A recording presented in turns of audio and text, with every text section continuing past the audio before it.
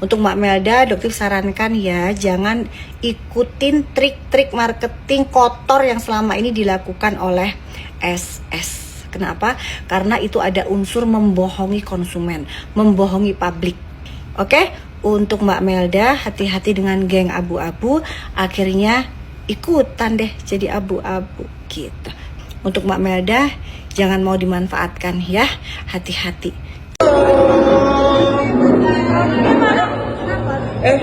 Jangan biar dulu. Jangan biar dulu. Jangan kemana-mana dulu. Anda takut.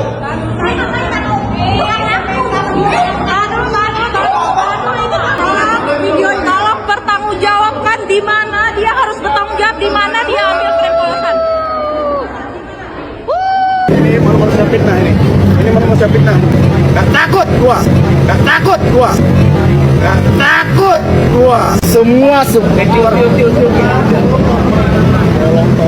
Kamu kan mereview tadi, kami pun minta pertanggungjawaban dong, Dok. Ya pertanggungjawabannya kamu nanti urusannya kan kalau misalnya kamu merasa dirugikan ya kamu lapor ke pihak berwajib. Nggak bisa, ini sebentar lagi pihak berwajib lagi Kamu ke tahu sini. nggak? Kamu udah merugikan saya di depan 20.000 orang. Ya, di depan kamu udah memfitnah produk saya di depan 20.000 orang. Kamu juga melarang saya untuk pulang. Kok melarang? Masa Saya ini buktinya apa? kami tanya sama kok di mana beli?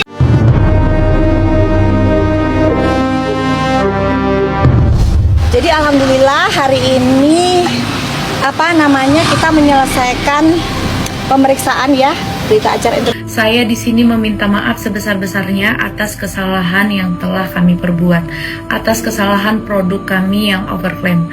Dan terkhususnya untuk Doktip, saya di sini meminta maaf dan saya di sini berterima kasih banyak karena adanya edukasi dari dokter.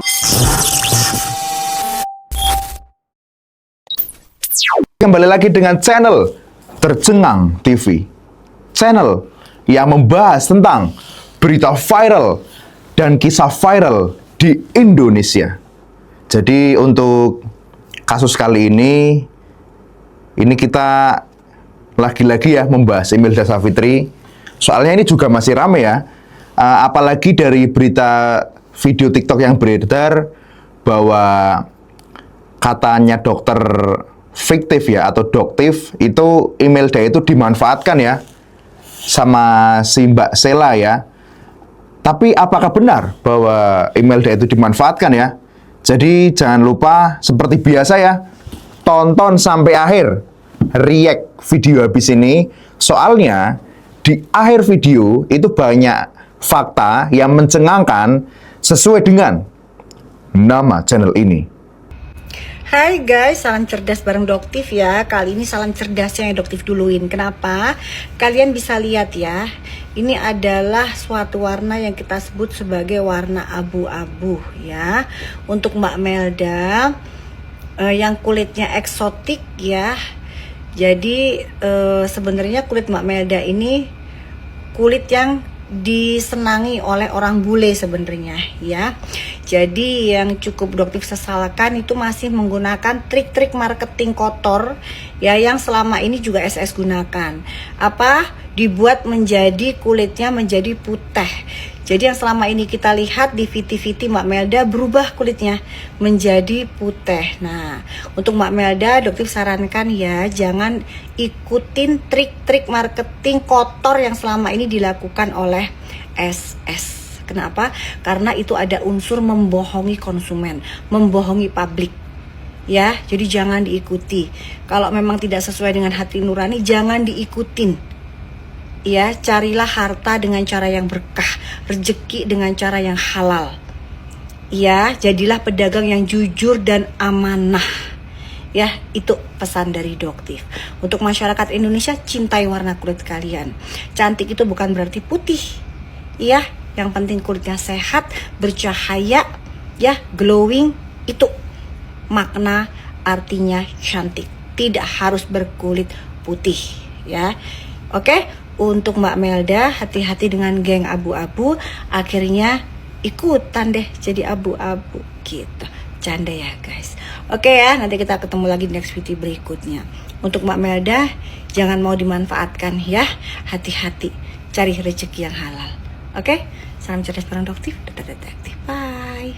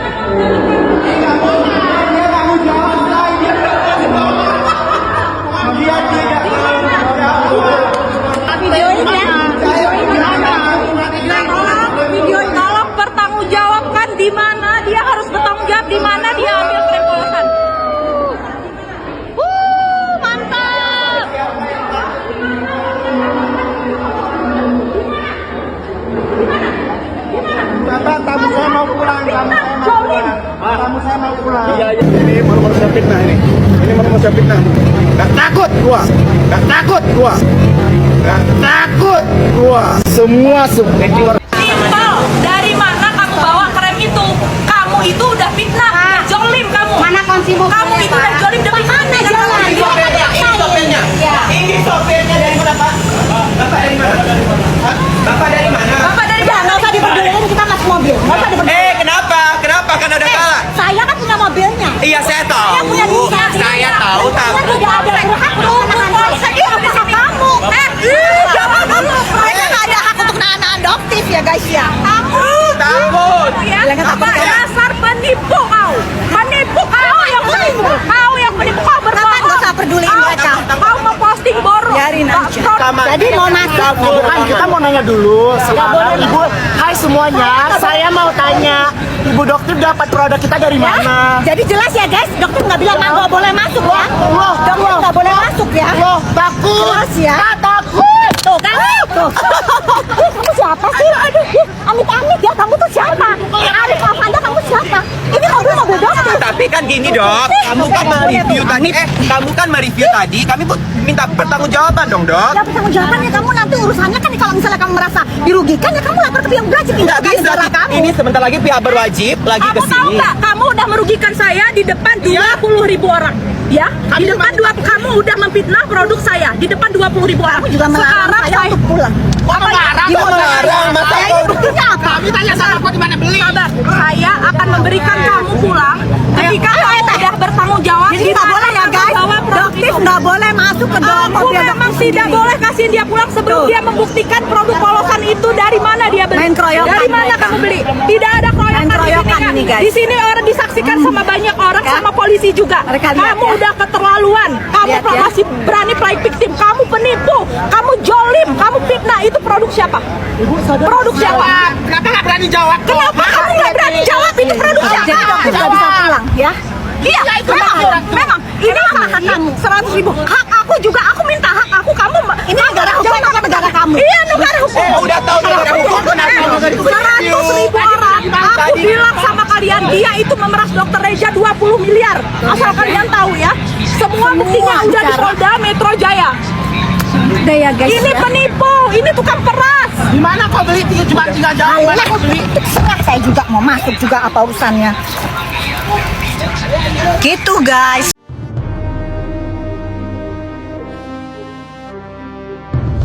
Jadi alhamdulillah hari ini kita menyelesaikan pemeriksaan ya, berita acara interview.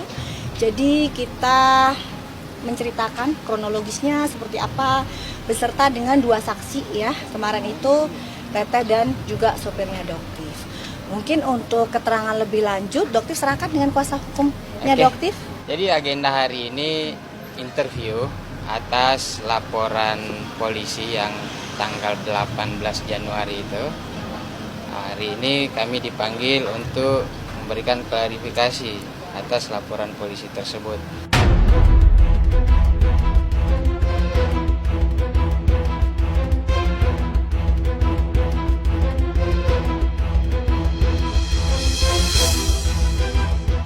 Saya di sini meminta maaf sebesar-besarnya atas kesalahan yang telah kami perbuat, atas kesalahan produk kami yang overclaim. Di sini kami akan terus fokus berbenah dan memperbaiki kualitas dari produk kami. Dan terkhususnya untuk Doktif, saya di sini meminta maaf dan saya di sini berterima kasih banyak karena adanya edukasi dari dokter. Saya selaku brand owner bisa lebih teliti lagi atas produk yang saya jual. Terima kasih banyak ya Dok, dan saya di sini meminta maaf kepada seluruh masyarakat Indonesia untuk SS Lover atas kesalahan yang telah kami perbuat. Kami janji kami akan terus memberikan kualitas produk terbaik untuk kalian. Sekali lagi mohon maaf lahir dan batin. Salam sayang dari aku untuk kalian semuanya. Sela, bayar 30 juta utang lu ke GT agency, bayar. 20 juta sampai dikejar-kejar suaminya lari-lari. Susah banget Dok kita menghubungi suaminya Dok. Tolong ya Dok ya, kalau bisa ditagih 30 juta. Gitu ya. Jadi dibayar ya. Dibayar. 30 juta dibayar. Kalau lu kagak bisa bayar, gak usah sok-sokan ngasih orang. Ya, gak usah sok-sokan sedekah. Ya itu orang yang punya piutang sama kamu itu gedeknya luar biasa sama lu. Sela. Sela bayar utang Sela. Belum lagi kalau masalah miliaran ratusan juta ada. Iya, Dekorasi rumah dilunasin ya. baik dong. Dekorasi rumah dilunasin sekitar 400 juta apa 300 juta. Dekorasi rumah dibayar. Apa sih namanya? Dekorasi rumah itu dibayar. Banyak guys utangnya. Banyak. Tapi gayanya iki lho wis flexing, gayane sok-sokan ngasih. Gitu. Banyak utang syarat-syarat. Ngomong. Ayo, kalau sekarang gitu. Interior, iya bener. Interior 300 sampai 400 juta gitu utangnya. Masih mahal, itu masih ketinggian kali. Udah yang 30 juta aja yang agensi dibayar, agensi. Nanti ngapain ngurusin utang-utang orang? Orangnya itu yang minta tolong ke Doktif nih amanah. Jadi untuk agensi GT, Doktif sudah sampaikan ya, amanahnya sudah disampaikan. Masalah nanti dia bayar atau enggak bayar, jangan nanya-nanya ke Doktif lagi. Ya ampun udah sama orang ini ya. Doktif sama si ular ini angkat tangan. Ya kelakuannya angkat tangan ya. Jadi jangan minta tolong Doktif untuk nagih-nagih ke manusia-manusia begini nih bosnya ini. Aneh sama ini mulutnya sama antara babu sama bosnya sama mulutnya, yang satunya nggak ngaku kalau diperiksa di hari Senin, dipanggil di hari Senin nggak ngaku. Ayo. Oke, buat yang udah menonton sampai akhir, aku ucapkan terima kasih ya. Kali ini aku bakal ngasih tahu ya berita Imelda Syafitri terbaru. Oke, getradius.id. Pagi itu, Kampung Siti Ambia di Aceh Singkil terasa lebih riuh dari biasanya. Beberapa warga berdiri di depan rumah kontrakan sederhana, sebagian merekam dengan ponsel. Di antara kerumunan, seorang perempuan berkerudung coklat muda tampak menunduk, menahan nangis.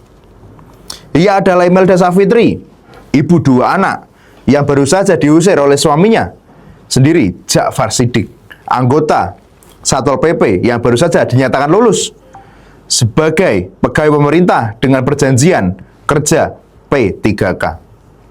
Ja'far Siddiq sebelumnya dikenal sebagai pegawai honorer Satpol PP di Aceh Singkil. Ia hidup sederhana bersama Imelda dan 2 anak mereka di rumah kontrakan kecil. Segala keterbatasan mereka tanggung bersama. Namun, pada 17 Agustus 2025, hari yang seharusnya penuh syukur karena ia resmi menerima SK pengangkatan P3K justru menjadi hari perpisahan. 2 hari sebelumnya, pada 15 Agustus 2025, Ja'far menceraikan Imelda di tingkat desa dengan talak 3, sebagaimana dikonfirmasi oleh aparatur Kampung Siti Ambia. Kepala desa menyebut keduanya memang sering berselisih dan pernah dimediasi beberapa kali. Tapi boleh penilaian lain, mengapa perceraian itu benar-benar dilakukan saat suami naik status? Fenomena sukses selalu menceraikan pasangan lama bukan hal baru. Dalam psikologi sosial, ini dikenal sebagai upgrade spouse syndrome, dorongan untuk mengganti pasangan lama dengan yang dianggap lebih sepadan dengan status sosial baru. Sosiolog Bernard Raho dalam teori sosiologi modern 2021 menulis, setiap peningkatan status sosial membawa tekanan simbolik. Individu terdorong untuk menyesuaikan diri dengan lingkungan baru. Teori pertukaran sosial, social insights theory, menjelaskan bahwa manusia cenderung mempertahankan hubungan yang memberi dukungan dan meninggalkan yang dianggap merugikan. Ketika cinta dikalahkan oleh kalkulasi untung rugi, hubungan kehilangan makna moralnya. Jadi bagaimana menurut netizen semuanya? Apakah berita Imelda Syafitri ini sesuai dengan fakta yang sebenarnya? Tulis di kolom komentar ya.